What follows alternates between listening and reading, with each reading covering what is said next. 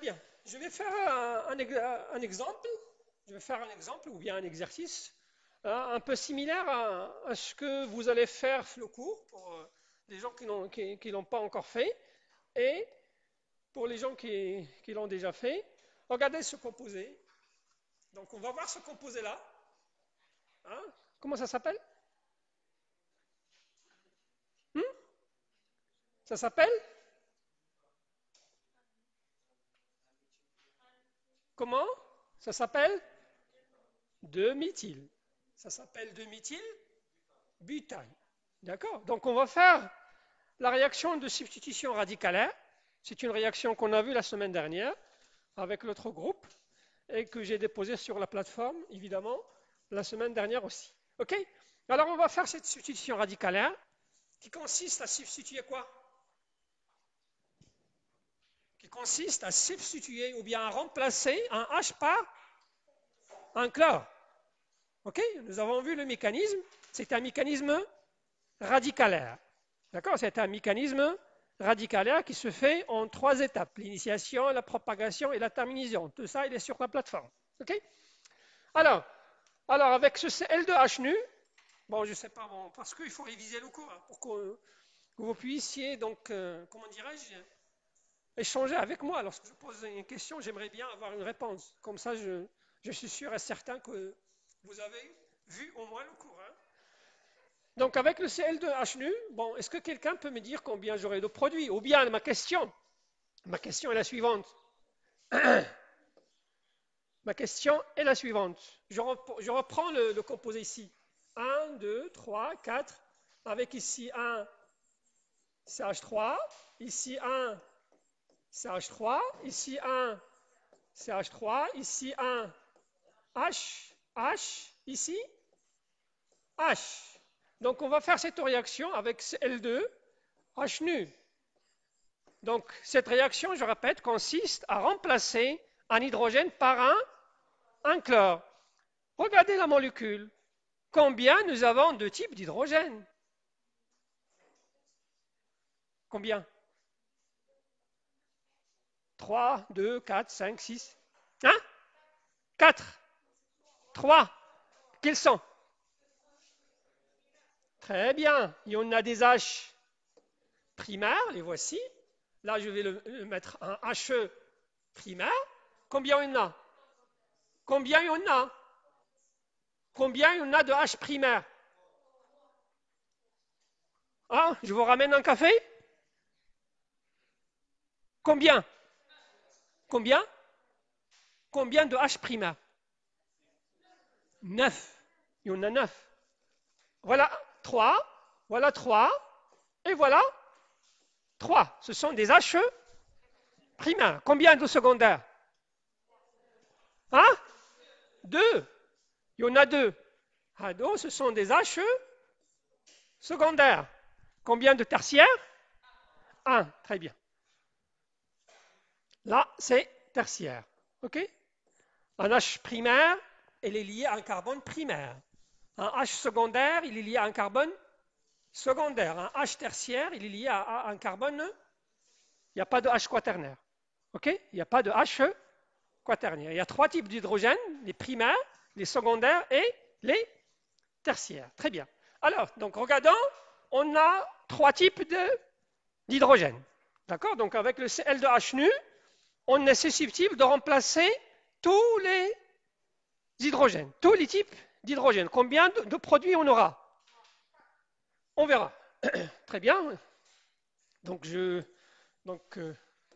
voilà. Donc, je vais commencer par 1. Donc, je mettrai un clat. Donc, je vais commencer par substituer les primaires. 1 plus 1, 2, 3, 4. Avec donc là, je mettrai je vais substituer le tertiaire. Je vais substituer le quoi? Le secondaire, oui, très bien. 1, 2, 3. Donc, un chlore ici. Je vais substituer quoi d'autre? Hein? Bien. Bon, je mettrai ça. Hein? Parce que, comme votre collègue a dit, bon, peut-être vous l'avez vu en travaux dirigés, j'aurai aussi celui-là. J'aurai 4 produits. Même si, je répète, j'ai 3 types d'hydrogène. J'ai 3 types d'hydrogène, mais je vais avoir 4. Pourquoi? Pourquoi? Parce que tout simplement, non, parce que tout simplement, bon, tout simplement, ces hydrogènes primaires que vous avez là, pardon, ces hydrogènes primaires que vous avez là ne sont pas quoi? Ne sont pas identiques à ces 6. Donc, les hydrogènes primaires, on va les subdiviser en 2. Il y a les rouges, il y a les noirs. Pourquoi? Parce que les noirs, ils sont identiques. Les 2 méthyls que vous avez noirs sont identiques. Contrairement à celui-là. Celui-là n'est pas le même. Parce qu'on verra. Parce que donc on va faire là un travail, comment dirais-je, un peu bizarre. Ok? Bien. Même si vous n'arrivez pas à voir ça, il suffit. Bon, je vais rajouter un 5e produit. N'est-ce pas? Lequel, à votre avis? Lequel? C'est... Bon, parce que là, j'ai remplacé ce CH3. J'ai remplacé le H2, ce CH3. Je vais faire la même chose pour l'autre CH3 pour vous montrer qu'ils sont identiques. Très bien. OK. Allez. Fixons le chlore ici. Ma question, donnez-moi les noms. Les noms des 4 composés. Je vous écoute rapidement. Les noms des composés. Ici, je vais commencer par où là? Finalement, le 1. Le carbone qui porte le chlore. Voilà le 1. Voilà le 2. Voilà le 3. Et voilà le 4. Ça s'appelle comment? Hein? 2 chloro. Un chloro. 2 méthyl. 2 méthyl. Butane. Ça, c'est pour celui-là, n'est-ce pas? L'autre. Celui-là. Hein? 2 chloro. 2 méthyl. Très bien. Butane. Très très bien.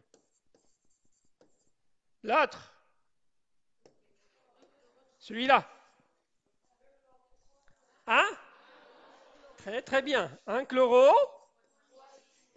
1, 2, 3, oui, 3 méthyl, très très bien. Très très bien. Butane, très très bien. J'arrive à celui-là. Ça s'appelle celui-là. Non. Un chloro. 2 méthyl butane. Et le dernier? Hein? Le dernier? 2 chloro.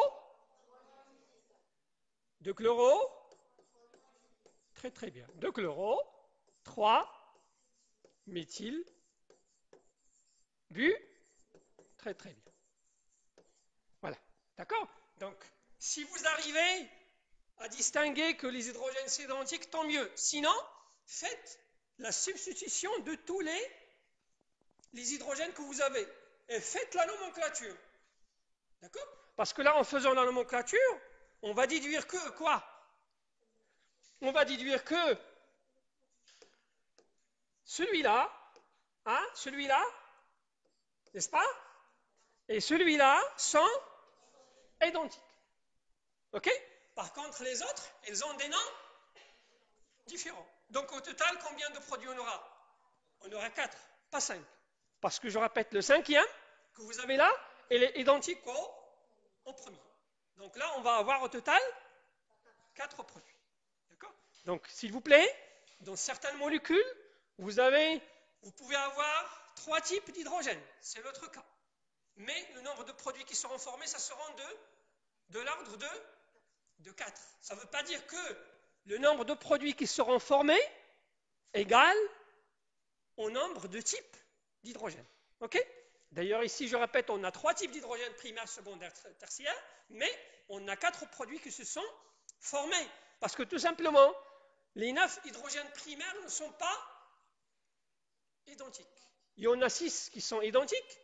D'ailleurs, ils donnent le même produit lorsqu'on fait la réaction, mais le rouge, il est lui différent. Donc, on a 3 dans une sous-classe des primaires et 6 dans une sous-classe des primaires. Très bien. Donc là, je répète, on va avoir au total la formation de 4 produits. Voilà le premier, voilà le deuxième, voilà le troisième et voilà le quatrième. OK? Très bien. La question, on va déterminer les pourcentages expérimentaux de A, de B et de C. Bon, je ne vais pas reprendre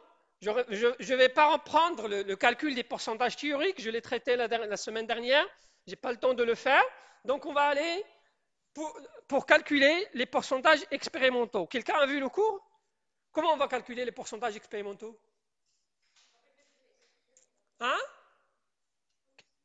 Très bien, parce qu'on a vu la semaine dernière que pour calculer les pourcentages théoriques, on se base uniquement sur le nombre. On se base uniquement sur le nombre des hydrogènes. Mais pour faire le pourcentage expérimental, il faut se baser et sur le nombre et sur le type, la nature. Est-ce que le H il est primaire? Est-ce qu'il est secondaire? Ou bien est-ce qu'il est tertiaire? Parce que la réactivité du primaire n'est pas la même du secondaire, n'est pas la même du tertiaire. OK? Très bien. Alors, donc, pour la détermination de ces pourcentages expérimentaux de A, de B et de C, on va utiliser ce qu'on appelle la vitesse relative. Chaque hydrogène, qu'il soit primaire, qu'il soit secondaire, qu'il soit tertiaire, il a une vitesse par laquelle il réagit. En chimie, on parle aussi de vitesse de réaction, ce qu'on appelle la cinétique. Ah, vous avez vu la cinétique, je ne sais pas, en S2? S2? Les équilibres chimiques. Okay? Et donc, vous allez la revoir en S5, ce qu'on appelle la cinétique chimique. Ça veut dire la vitesse. Chaque réaction est caractérisée par une vitesse. Alors, ces hydrogènes dont on a parlé tout à l'heure, les primaires, le tertiaire, le secondaire et le primaire aussi, ils sont caractérisés par des vitesses. Chaque type d'hydrogène, il a une vitesse bien déterminée qu'on appelle une vitesse relative. Bien, alors cet exercice, on va le faire de 2 façons. On va le faire avec une façon dans le cours et en travaux dirigés, vous allez le faire avec une autre façon. En travaux dirigés, on va vous donner les pourcentages de A, de B, de C et de D et on va vous demander de nous chercher ces vitesses. Ici, on va faire le contraire. On va donner les vitesses et on va chercher les pourcentages expérimentaux. Donc là, on va faire une méthode ici. L'autre méthode, vous allez la voir en travaux dirigés. D'accord? Donc on va déterminer la formule sur la plateforme pour les gens qui ont déjà écrit le cours sur leur cahier. Voilà l'expression du pourcentage expérimental. Le pourcentage expérimental d'un hydrogène, qu'il soit primaire, secondaire ou bien, pardon,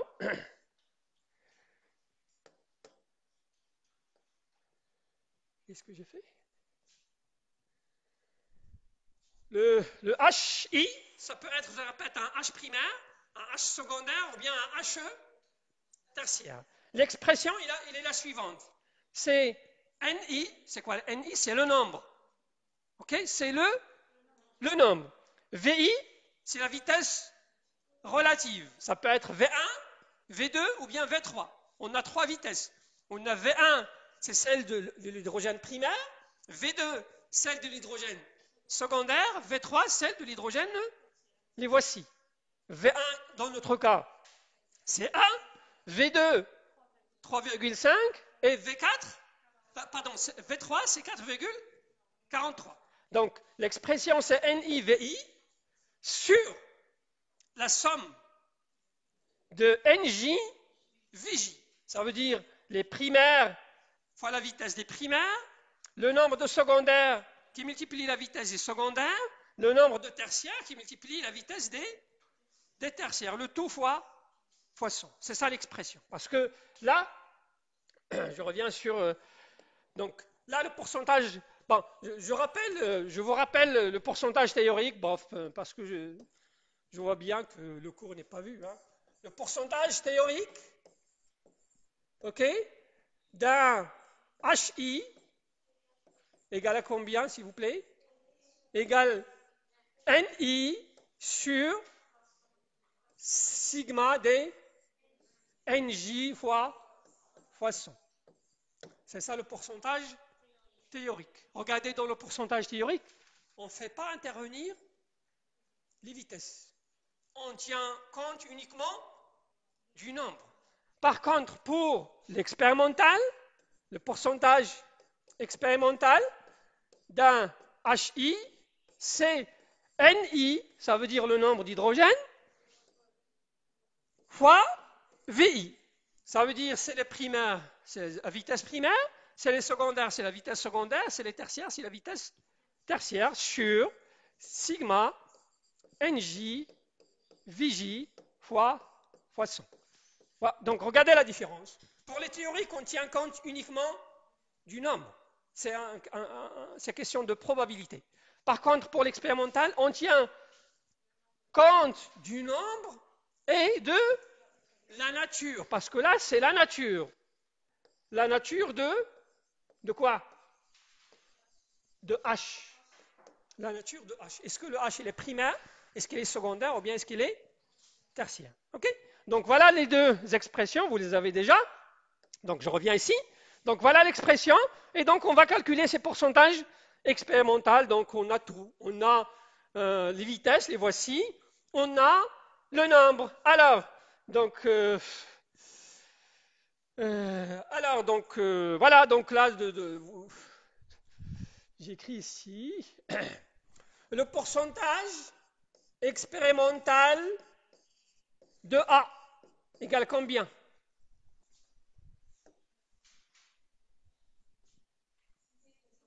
Hein? 6 fois. Vous avez écrit ça? Hein? Égale 6. Pardon, toujours le même. 6 qui multiplie V1 sur quoi? 6 qui multiplie V1 plus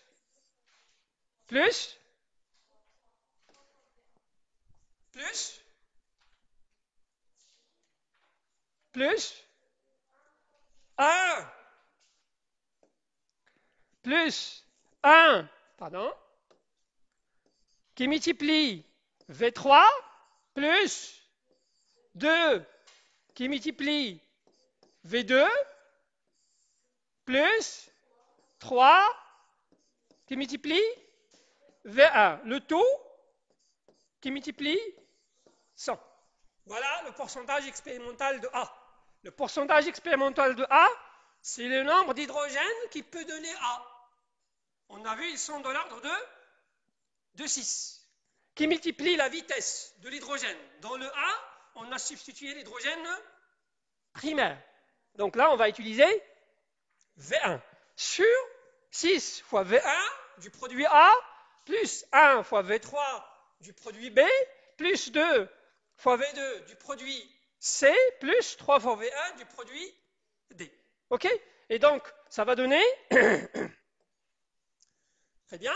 Donc là, NJ, VJ. Donc là, sur la diapo, j'ai commencé par le calcul de NJ, VJ.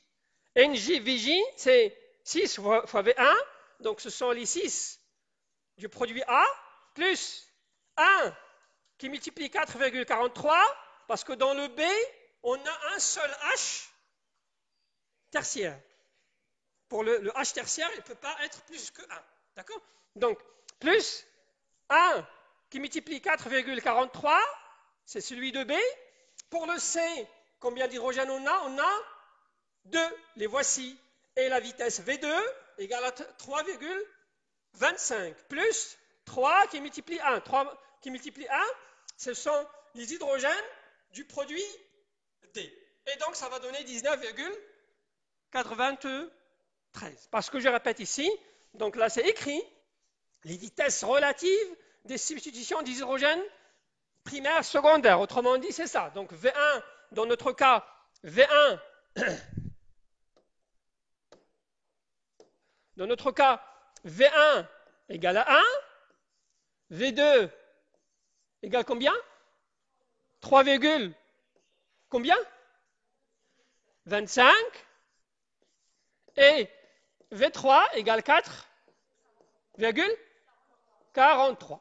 Ce sont des vitesses relatives. Ce sont des vitesses relatives, pas absolues. Parce que là, ce sont des vitesses, donc parce que si ça égale à 2, ça sera égal à 6, ça sera égal à 8. Donc ce sont des vitesses relatives. Parce que là, pour ces vitesses, on trouve V2 en fonction de V1, ce que vous allez faire le cours, le travaux dirigés, vous allez trouver V3 en fonction de V1. Toujours une vitesse en fonction de l'autre. OK? Donc ce sont des vitesses relatives. Et donc par conséquent, donc là, voilà comment dirais-je, cette constante, si vous voulez, K. Et donc on va continuer. Donc le pourcentage expérimental de A, ça sera égal 6 fois 1 sur 19 fois 100, ça vous donne 30.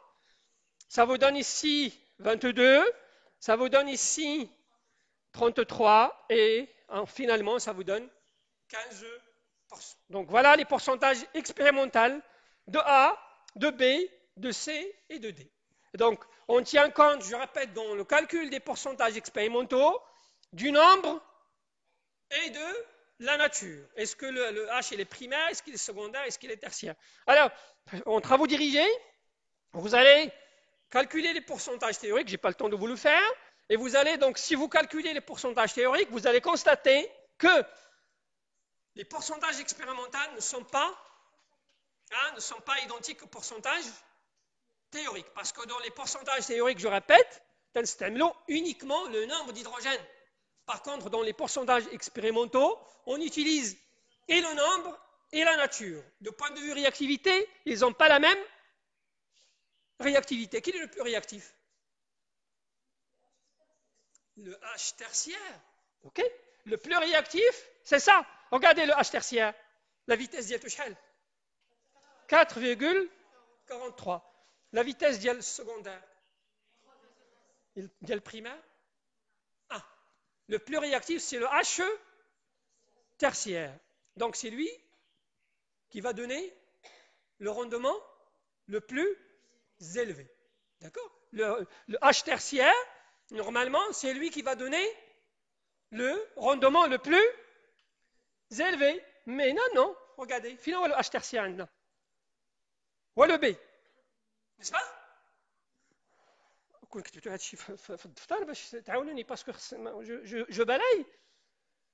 je balaye entre ça et ça, donc c'est pas possible. Alors, on a dit que pardon. On a dit que le pourcentage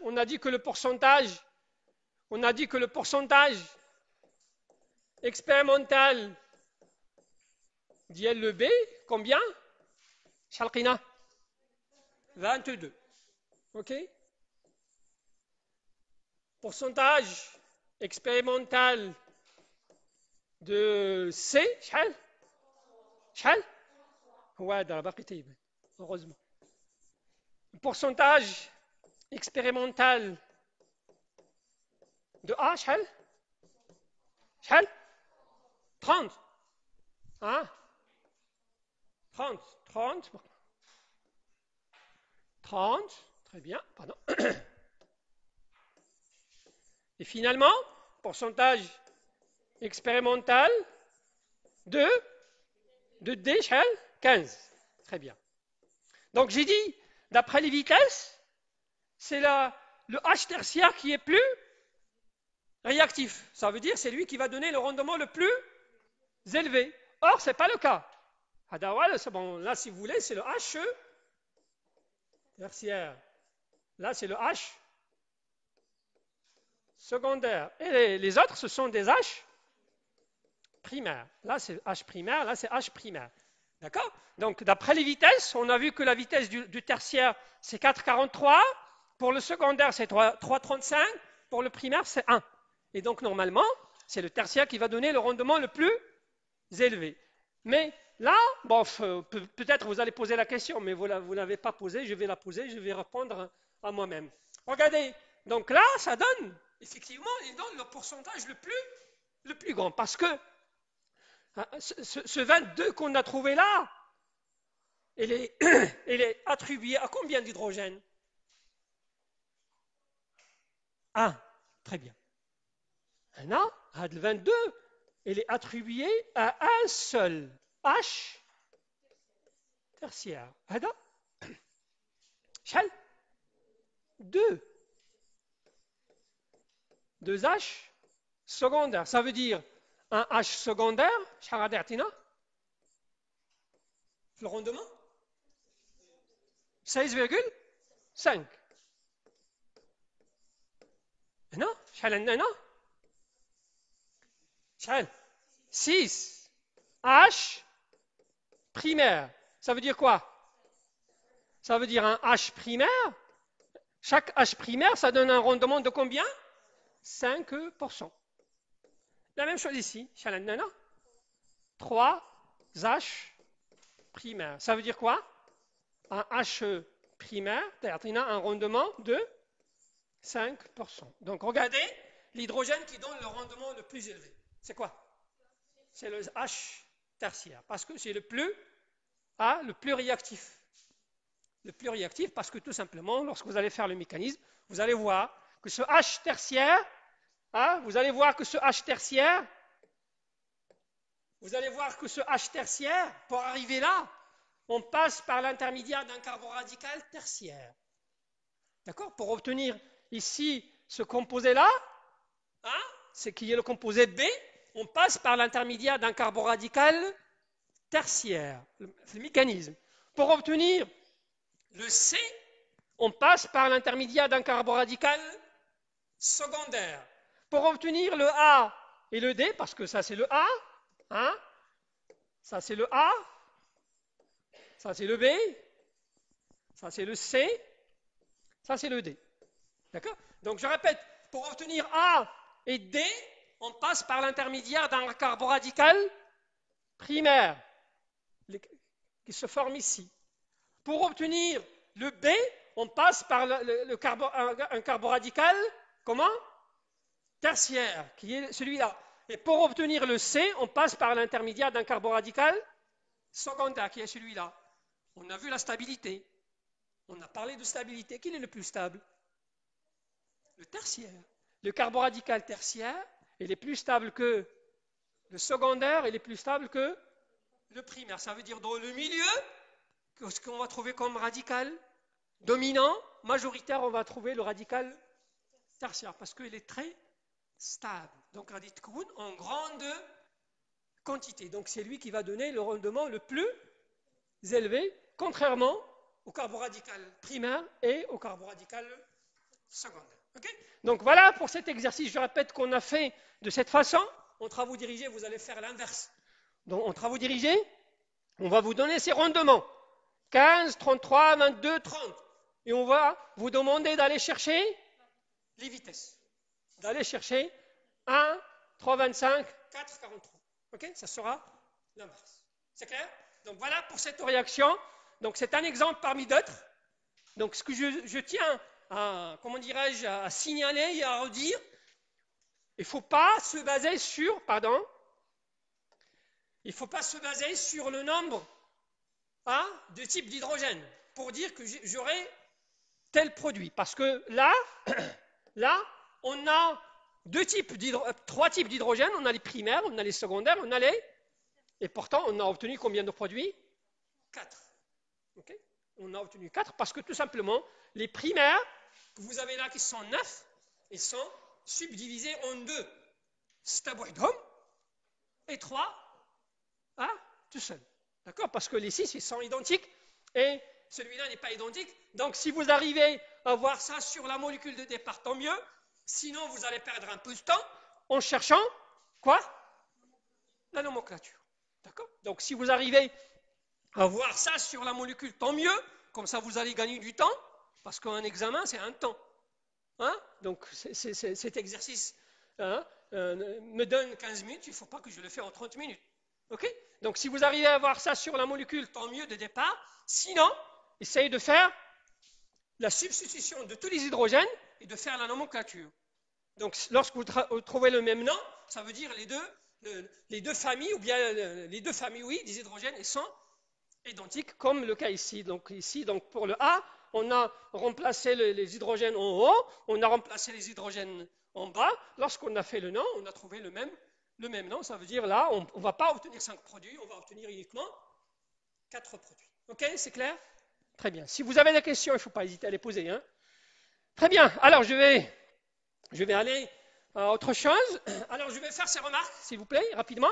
Alors, bon, parce que donc là, jusqu'à présent, on n'a parlé que de la monochloration. Ça veut dire la fixation d'un seul chlore. Parce que dans la molécule qu'on a vue, il y a les primaires, ils sont de l'ordre de 9.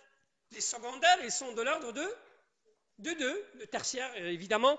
Alors, donc, pour les primaires et les secondaires, c'est possible de fixer plus d'un chlore. C'est possible de fixer plus d'un chlore. Ça sera la première remarque. Donc, pour cette remarque, une polyhalogénation est possible. Ok? Ça veut dire quoi? Ça veut dire on peut fixer 1, on peut fixer 2, on peut fixer 3. Même on peut fixer 4 dans un seul cas. C'est le cas que je vais traiter, c'est celui-là. Dans le cas du méthane, c'est un CH4. Combien on a de H? 4. Très bien. Alors, avec Cl2H nu, ça dépend des conditions dans lesquelles on travaille. On peut fixer soit 1, voilà. D'accord? Donc, notez s'il vous plaît qu'une polyhalogénation, elle est possible. Ça veut dire la fixation de... Alors, avec CH4, pardon, c'est un CH4, en présence de Cl2H nu, le CH4, c'est un liquide, c'est un gaz, c'est un solide. CH4, c'est un liquide, c'est un gaz, c'est un solide. Gaz, on a vu ça. On a vu de C1 jusqu'à C4, ce sont des gaz. Là, c'est un gaz, c'est le méthane. C'est le méthane. D'accord? Avec donc Cl2H nu, je peux faire la substitution d'un hydrogène. Donc là, le mécanisme, c'est une substitution radicalaire. C'est une substitution radicalaire qui suit un mécanisme radicalaire. Parce que, dorénavant, une fois vous allez voir cette réaction, vous êtes censé de dire à quelle famille de réaction appartient-il. Parce qu'en chimie, il y en a beaucoup de réactions. Il y a des réactions de substitution, il y a des réactions de réduction, il y a des réactions d'oxydation, il y a plusieurs types de réactions. Donc là, si je regarde cette réaction, la première des choses à laquelle il faut penser, c'est une substitution radicalaire. D'accord? Donc, avec cette substitution radicalaire, je peux fixer un seul. D'accord? Et donc, j'obtiens celui-là. Ça s'appelle le chlorométhane ou bien le chlorométhyle, comme vous voulez. Le chlorométhane. Celui-là, c'est un liquide. Là, c'est un liquide. Je peux fixer 1 comme je peux fixer 2. CH2, Cl, Cl. Voilà la polyhalogénation dont je parle de cette remarque. Aussi, c'est un liquide qui s'appelle le dichlorométhane.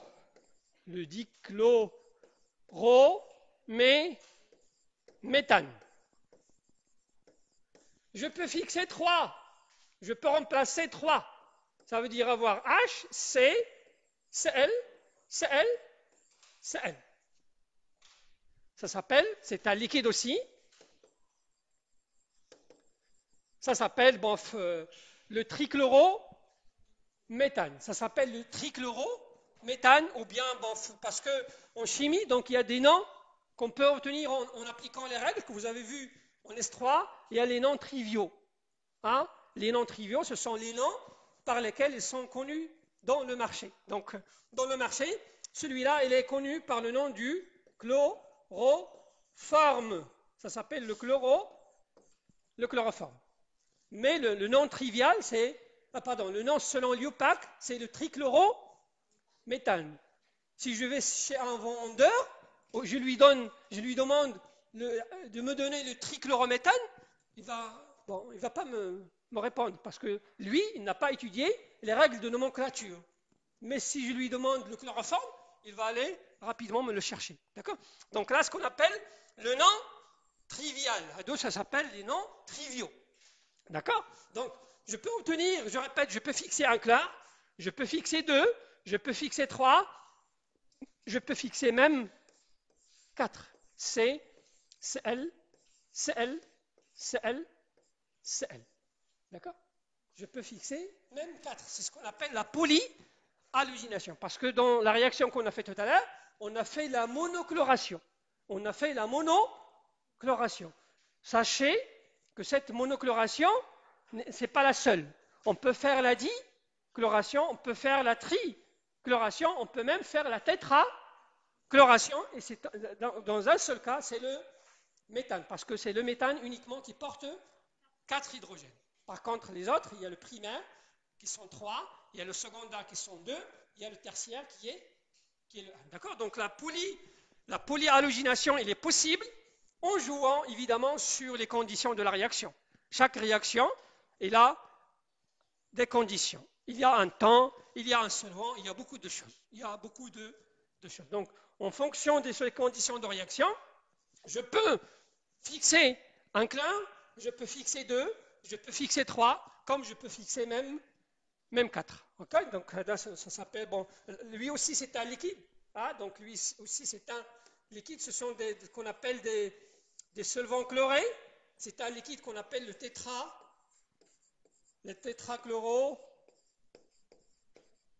tétrachlorométhane.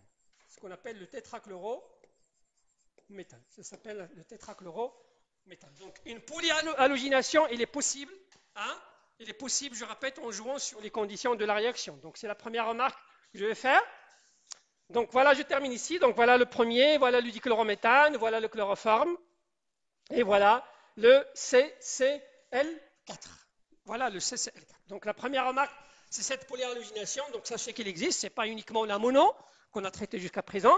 Alors, une autre chose, lorsqu'on va faire cette polyhalogénation, donc le deuxième chlore, parce que donc pour arriver à la polyhalogénation, c'est sûr, il faut passer par la mono.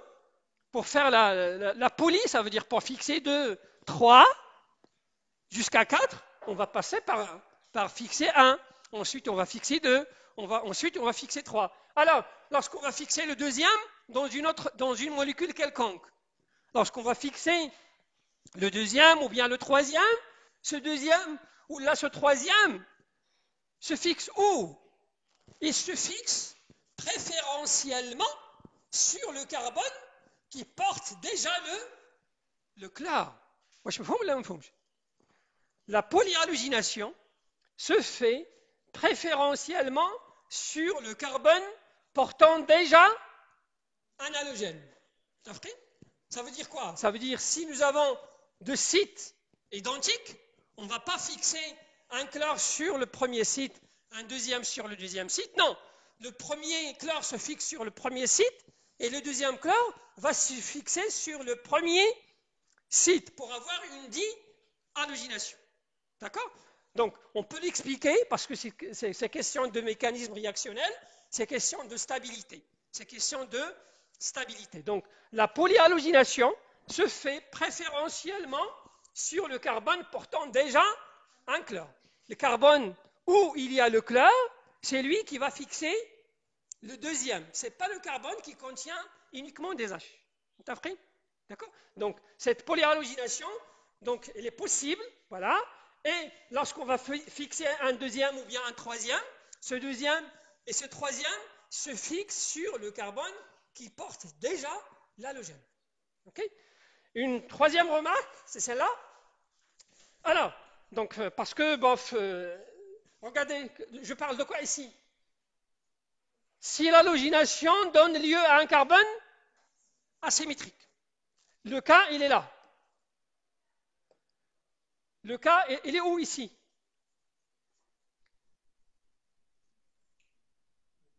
Hein? Où sont les carbones asymétriques ici? Hein? Finalement, les carbones asymétriques. Fin? Ah? Regardez bien. Oui, on a le carbone asymétrique. On a ici un. Donc, et où? C. Très bien. Très bien. OK? Alors, donc, lorsque on a un carbone asymétrique, parce que vous savez, un carbone asymétrique, il est comment? Il est dédoublable. Ça peut être soit R, soit S. Un carbone asymétrique, il est dédoublable en R et en S. Alors, si on fait cette halogénation, là, on va obtenir 50% de R plus 50% de S. Comment vous avez appelé ça en S3? Un mélange racimique. D'accord? Un mélange racimique. Donc, je répète, lorsque vous faites la substitution radicalaire par un halogène et vous obtenez un carbone asymétrique, il faut s'attendre à obtenir 50% de R et 50% de S. Ça veut dire qu'il n'y a pas de majoritaire, il n'y a pas de minoritaire. Ok? C'est l'objet de la troisième remarque. Donc, si l'halogénation donne lieu à un carbone asymétrique, la quantité des stéréoisomères, parce que le R et le S, ce sont des stéréoisomères. Plus précisément, quelle est la relation entre le R et le S? Ce sont des énantiomères. Parce que lorsqu'on parle ici de stéréoisomère, ça peut être énantio, ça peut être diastéréo, ça peut être conformationnel, ça peut être géométrique. Ok? Donc, là, de stéréoisomère RS, donc lorsqu'on parle de R uniquement et de S, il s'agit d'un couple d'énantiomères. Parce que les énantiomères, on connaît les énantiomères par quoi? L'un, il est l'image de l'autre par rapport à un miroir blanc. Lorsque je prends le R, je le mets devant le miroir, il me donne le S. OK? Lorsque je prends le R, je le mets devant un miroir, il me donne le S. Et lorsqu'ils sont images l'un par rapport à l'autre, on parle d'un couple d'énantiomères. OK?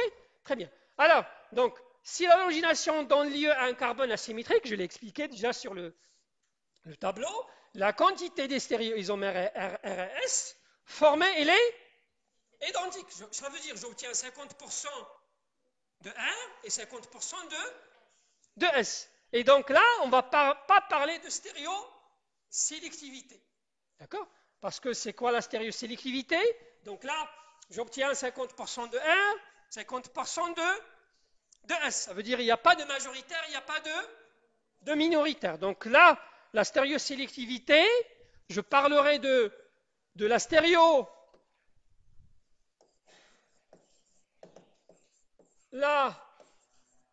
stéréosélectivité. D'accord? Donc, la stéréosélectivité, je parlerai de cette stéréosélectivité. La stéréosélectivité aura lieu si nous avons quoi? Si nous avons un quoi?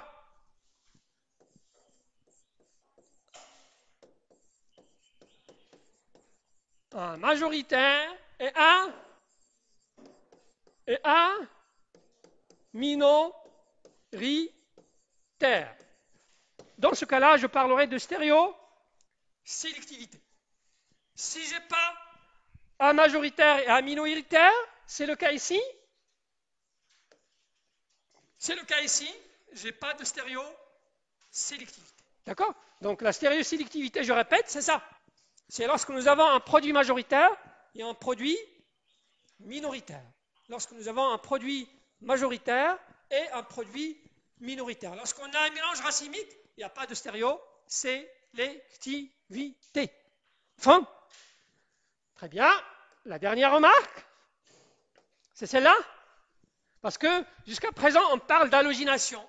On ne parle pas de chloration, on ne parle pas de bromation, on ne parle pas de fluoration, on ne parle pas d'iodation, on parle en général, on parle de l'halogénation. Alors, notez que l'halogénation, on peut la faire avec tous les halogènes que vous connaissez. L'ihoma, le chlore, le brome, l'iode, le fluor. On a 4 halogènes. On a le chlore, le brome, l'iode et le fluor. Donc, cette réaction peut être faite avec les 4. Hein? Elle peut être faite avec les 4. Mais ils ne vont pas donner le même résultat. Parce que le chlore, ce n'est pas le brome ce n'est pas l'iode ce n'est pas le fluor. Donc, l'halogénation, on peut la faire avec tous les halogènes. Sauf que la différence, c'est ça. C'est la réactivité. Ils n'ont pas la même réactivité. Donc, ils n'ont pas la même réactivité et donc, par conséquent, on ne va pas avoir les mêmes produits. Alors, donc, bon, j'explique ça. Donc,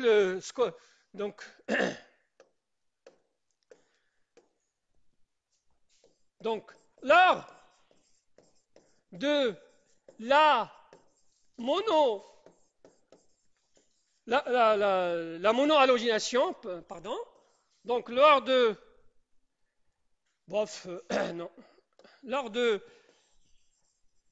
c'est pas ça.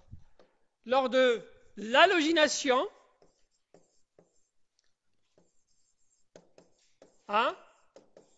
donc par un mécanisme de substitution radicalaire, donc lors de cette halogénation, on utilise souvent le Cl2 ou le BR2. Dans la plupart des cas, on utilise soit le Cl2, soit le BR2. Parce que tout simplement, car I2 est moins réactif. I2, il est moins réactif. De point de vue réactivité, il est très très lent. Ça veut dire trill. Il ne donne pas des réactions comme le Cl2 et le BR2. D'accord? Donc ce qu'on utilise, c'est le chlore ou bien le brome. Tout simplement, je répète, car I2, il est moins réactif. D'accord? Donc car I2 est moins réactif, par contre, F2, lui, il est très réactif. Il est très réactif. Ça veut dire qu'il peut même dégrader la molécule. Il ne va pas donner les produits de monofluoration. Il va donner des dégradations de la molécule. C'est clair? Donc ce qu'on utilise généralement, je répète, c'est le chlore ou bien le brome. Parce que I2, il est moins réactif. Généralement, ça ne donne pas grand-chose. Mais le problème dans le fluor, c'est qu'il est très très réactif. Ça veut dire qu'il ne va pas nous donner des produits de monofluoration. Il va donner des produits de dégradation. Ce n'est pas des produits de substitution radicalaire. Parce que ici, je répète, on parle de comment dirais-je, d'un mécanisme de substitution radicalaire. Ça veut dire quoi? Bon, où est ce rouge là? Ok?